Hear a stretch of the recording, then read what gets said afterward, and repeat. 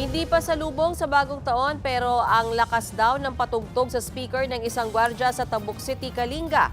Nasira tuloy ang pahinga ng isa pang CQ na bigla na rang namaril. Nasa frontline ng balitang yan si Brian Castillo. Hindi na umabot ng buhay sa paggamutan ang lalaking yan matapos barilin gabi nitong Pasko sa Tabuk City, Kalinga. Tinamaan ng biktima sa likod at tumagos ang bala sa kanyang dibdib na naging dahilan ng kanyang pagkamatay. Ang sospek katrabaho ng biktima.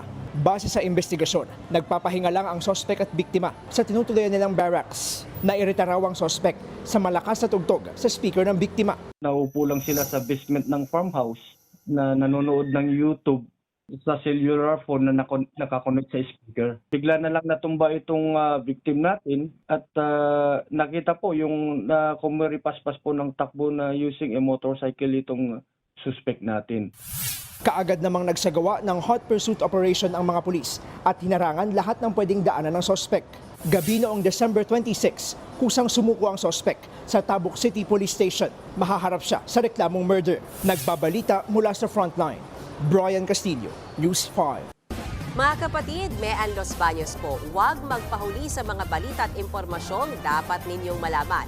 Para sa mas malawak na balitaan at diskusyon, mag-follow at mag-subscribe na sa social media pages ng News 5.